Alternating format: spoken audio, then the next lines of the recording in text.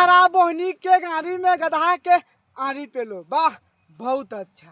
कि दादाजी लगा के मारी करुआ तेल ए भौजी थूक लगा ना पेली तारा बहिन चोद भाग यहाँ से। तो क्या हाल बा?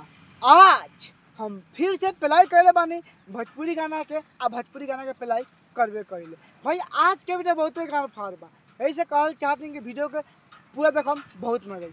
वीडियो बनाने का बस एक ही मकसद बा आ एक ही मकसद रहेला आप सभी को दिल से हंसाने के लिए, ना किसी को दिल को ठेस पहुंचाने के लिए। तो वीडियो को पूरा देखम आ देखला के बाद में भूल जाम। तो बिना कोनो लारवा लहसुन के आज के वीडियो स्टार्ट करते हैं। बाहर भौजी क्षेत्री वाह बहुत है।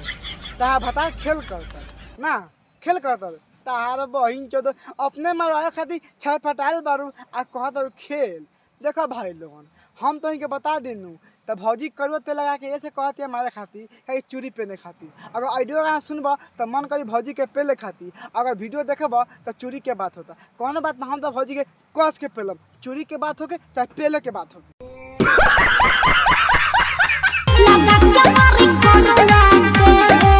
कंडम लगा के ना मारी ना हमें सबसे बताओ कंडम लगा के मारी बहुत मजा आई। बहन चोद कहीं का कितना बेशरम भी है यार, कितना मरवाए खातिर खुश हो गल भी है। ये खुद कहते हैं भौजी कि लगा के मारी करुआ तेल। अरे भौजी ऐसे नहीं रही नू कि थूक लगा ले बड़ी मजा आई। हाँ बड़का भौजी तेल ले ले वो व्हाइट वाला कसम से कहती लगाने के बाद में चटर चटर आ फट से ना आ फट से न जाए। तहार बहिन चोदो लगा के मारी करुआ तेल। अरे सोच कह ना कि लगा के तेल चूड़ी पहना दी ई सुन के थोड़ा अच्छा लगी। तो लान कह तारू लगा के मारी करुआ तेल कस के पेल दम मुँते लगबू।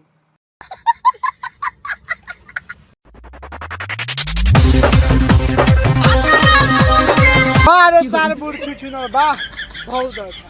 हम तो कहते भौजी के लहंगा उठा के आ भौजी के झाँट छिल दो, भौजियो खुश आ तुओ खुश।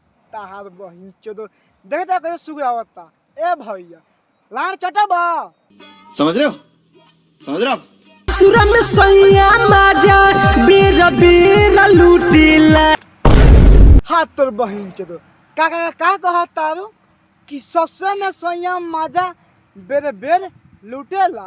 हाथ तोर बहिन चोदो क्या बात करता रे था झाट ना छिलेला। अरे भैया तो भाता भाता मजे ना लूटी कि पटा के झाट छिली कि बाद में कहूँ ए सखी हमारे भाता तो खाली झाट छिलेला पेलबे ना करला। बहुत खुशी के बात बा कि ता भाता नु बेर बेर मजा लूटता। आगे बोलो। इन छोटे मोटे प्रोग्रामों से कितना कमा लेते। तू क्या चाहता कि ता भाता ना पेले? अभी भौजी कौन है? चलो ठीक है तो भत्ता भत्ता मारा लूटी पे करी। आगे बोल तो फिर से भौजी एगो बतिया के दोहरा दिलक कि ससुर में मजा सैया बेर बेर लुटेला। अरे भौजी तहार भत्तार बा तारा शादी कर गल बा मांग में सिंदूर डलले बा तो पेलबे नु करी छोड़ थोड़े दी कि अब यार से मरवाए लगबू। तहार बहिन चोदो आगे खोल के बताओ जब मजा लुटेला तो क्या होखेला। अच्छा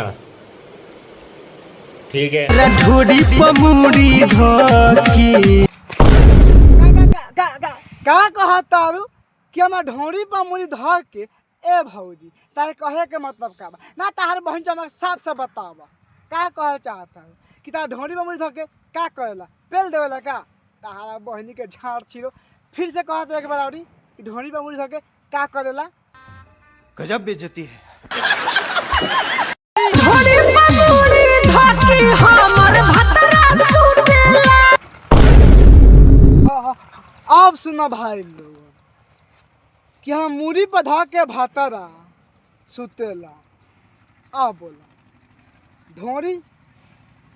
ढोरी सुते वाला चीज बा कि भौजी के भतार भौजी के ढोनी पर सुतता। अब तो नहीं बताओ ये पर भौजी अगर भैया के मुँह मुँह दी तो भैया तो कही कि हम मुँह में मुँह दिल। अब तुम्हें साफ से बताओ ये पर हम पेलम तो कई भैया काल पेलम। अरे सार नहीं कोनो ढोरी में तेल डाल देता है, कोनो ढोरी पर मूड़ी धर के सूतता है और कोनो तेल लगा के मरवाता है। ये सब सुनने के बाद में मेरे को एक ही बात याद आता है ए भौजी लोग लाड़ चाट के बानर हो जा। समझ रहे हो समझ रहे हो।